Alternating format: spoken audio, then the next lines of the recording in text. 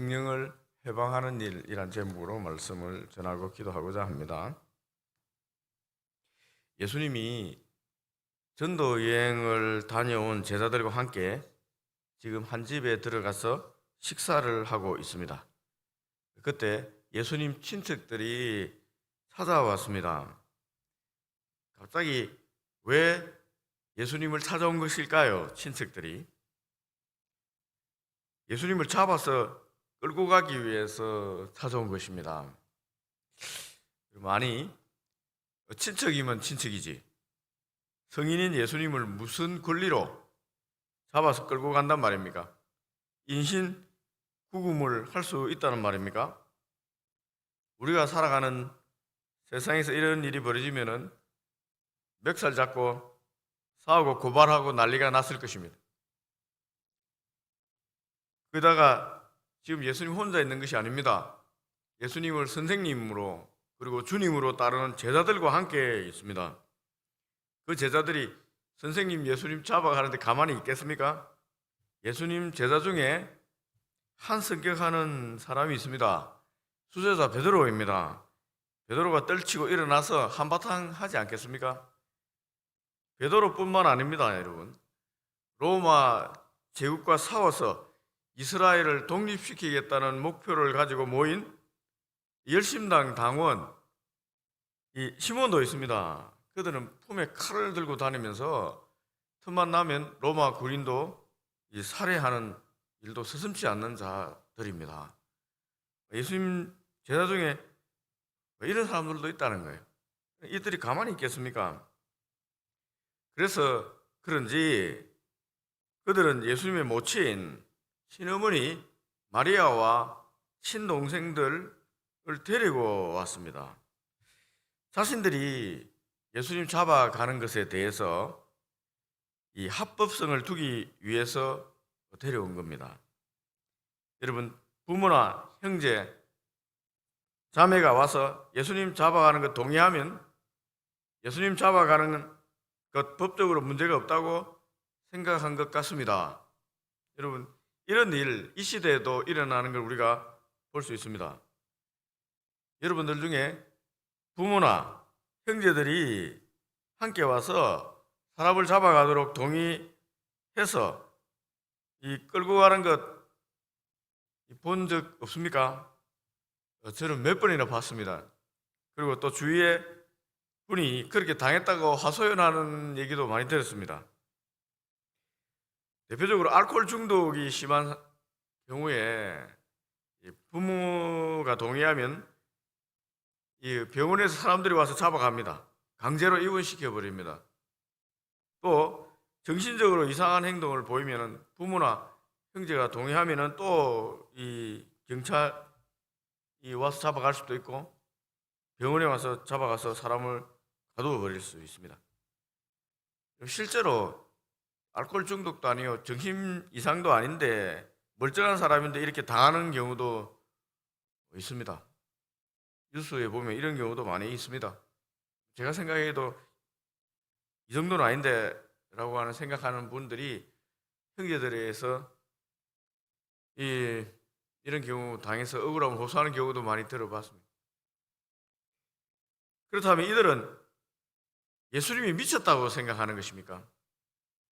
이상하다고 생각하는 것입니까? 그래서 친척들이 덜 큰일 났다고 생각해서 이 모친 마리아 동생들 설득해서 예수님 잡아가러 같이 온 것입니까? 22절에 답이 있습니다. 22절 한번 보겠습니다. 예루살렘에서 내려온 서기관들은 그가 바알세불이 집혔다 하며 또 귀신의 왕을 힘입어 귀신을 쫓아낸다 하니 그가 예수님입니다. 친척들이 예수님을 잡으러 온 이유는 예수님이 귀신 들려서 제정신이 아니다라는 소문을 들었기 때문입니다. 그렇구나, 하나님의 아들이 귀신 들렸다니 도대체 누가 어떤 목적으로 이런 엉터리 소문을 퍼뜨렸단 말입니까?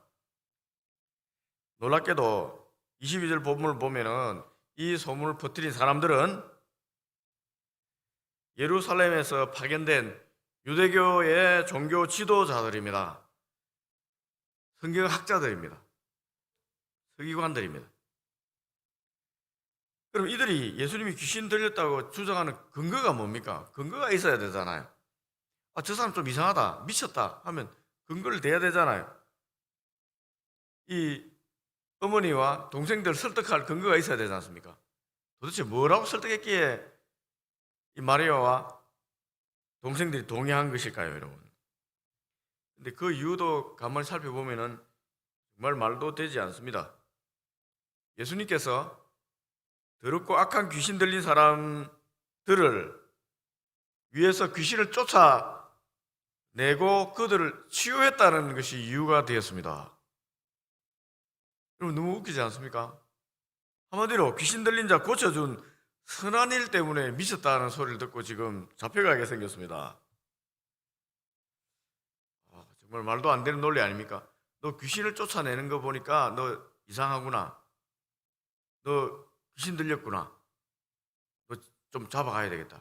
이런 논리입니다. 그런데 이런 말도 안 되는 일을 정말 말이 되도록 그들은 그럴싸한 논리를 만들어냈습니다. 예수님이 귀신을 쫓아내는 권세를 가진 것 자체가 예수님께서 귀신 들린 증거라고 설명하고 있습니다. 그것도 그냥 귀신이 아니라 아주 힘센 귀신들이 왕이라 할 수 있는 바알세불, 즉 사단 이 영에 악한 영에 들렸다는 거예요. 그래서 약한 귀신들을 쫓아낸다는 겁니다.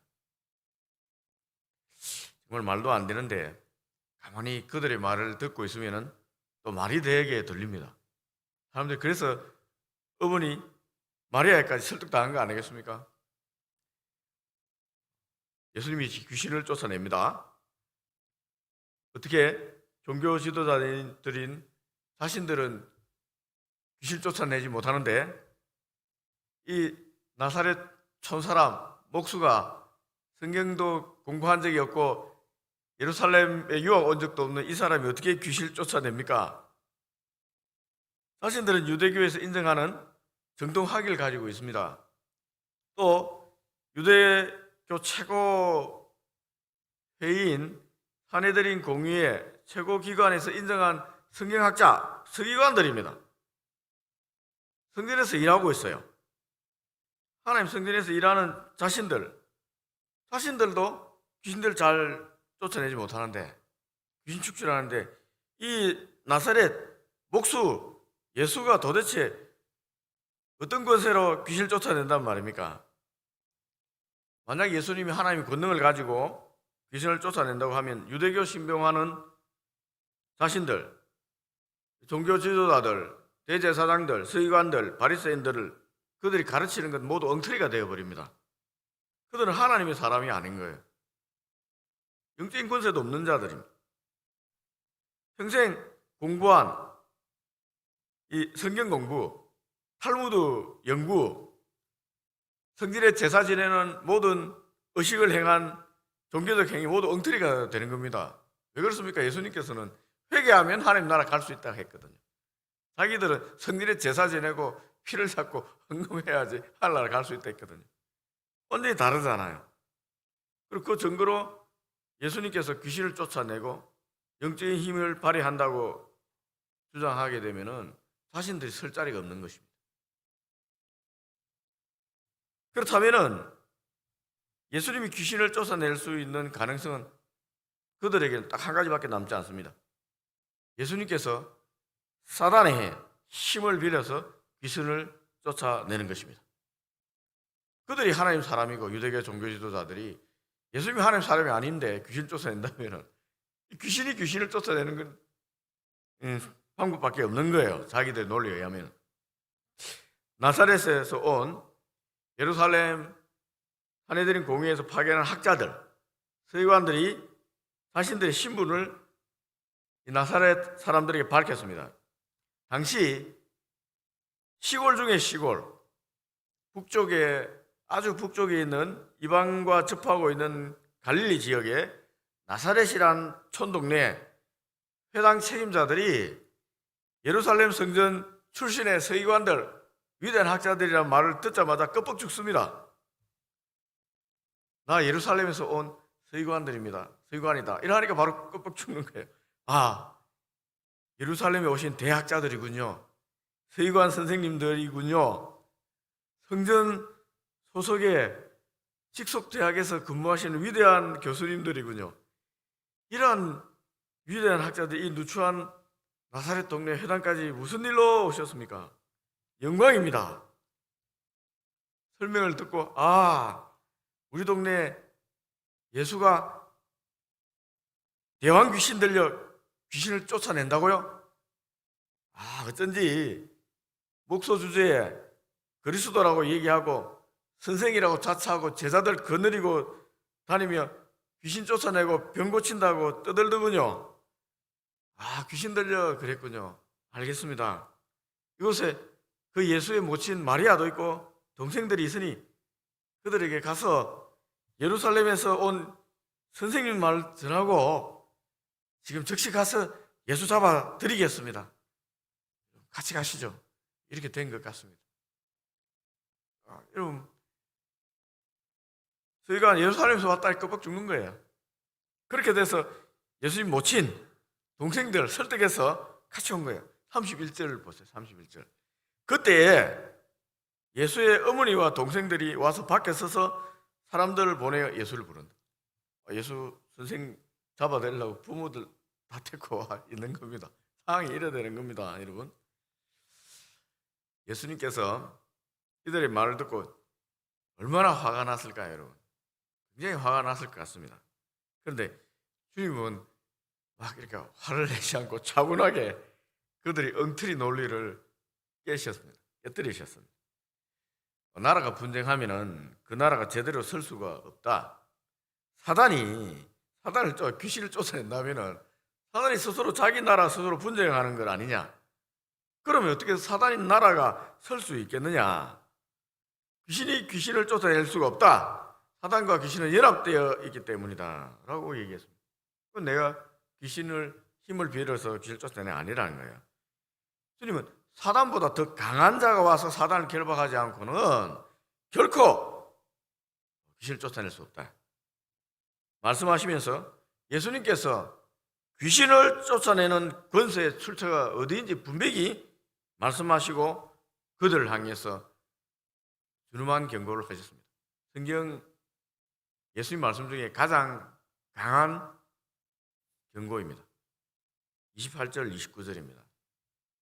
내가 진실로 너희에게 이르노니 사람의 모든 죄와 모든 모독하는 일은 사함을 얻되 누구든지 성령을 모독하는 자는 영원히 사심을 얻지 못하고 영원한 죄가 되느니라.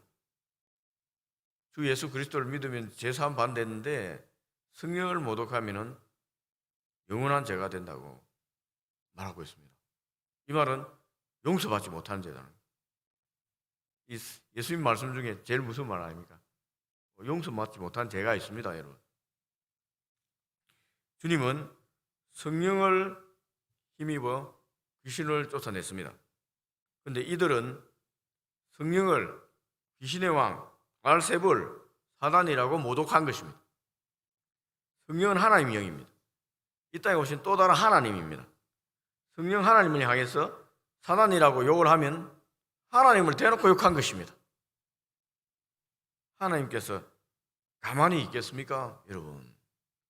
성령 하나님을 모독하는 자는 영원히 사함을 받지 못한다고 경고한 것입니다. 말씀을 맺습니다, 여러분. 세상의 학문이나 학위나 자격증, 지위 등을 기준으로 예수 믿는 사람을 판단하면 안 됩니다. 부를 기준으로도 판단하면 안 됩니다. 지위를 기준으로 판단하면 안 됩니다. 많이 배우지 못하고 사회적으로 지위가 낮은 가난한 사람이라고 해서 교회에서 무시해서 안 됩니다. 하나님 사람 판단하면 안 됩니다. 교회에 직분이 좀 있다고 해서 아무 직분 없는 사람들 무시하고 깔아뭉개면 안 됩니다. 그 사람이 교회에 충성하며 기도의 자리를 지키는 믿음의 사람들이라면 두렵고 떨림으로 여러분 그 사람을 대해야 됩니다. 왜 그렇습니까? 그 사람은 성령님이 함께하기 때문에. 또한 세상의 기준으로 교회 일을 판단하면 안 됩니다, 여러분. 교회는 성령이 계시기 때문에 교회를 쉽게 판단하면 안 됩니다. 인간적인 생각으로 주님의 일을 판단하는 사람은 본문에 주님이 준엄한 경고에 걸려들 수가 있습니다. 성령을 해방하는 죄는 사함을 받지 못합니다. 새벽에 우리도 부지불식간에 세상적인 기준으로 주님의 사람을 판단하고 교회를 판단하고 주님의 일을 판단하는 것이 없는지 한번 생각해 보면 좋겠습니다. 만약 그러한 일이 생각난다면 주님의 십자가 앞에 나가서 회개하기를 바랍니다. 주님의 보혈로 우리 입의 말의 실수를 좀 씻어내면 좋겠습니다. 생각하는 것이 말로 나오잖아요. 우리 마음도 씻어내기 바랍니다. 그래야 죄 용서받고 우리도 성령의 충만함을 받을 수가 있습니다. 회개하지 않는 사람에게 성령의 충만함이 임하지 않습니다. 회개가 없으면 오히려 성령이 떠나는 거예요. 성령이 떠날 수도 있습니다, 여러분. 새벽에 우리를 돌아보고 기도하고 성령의 충만함을 위해서 간절히 기도하는 시간 가지면 좋겠습니다.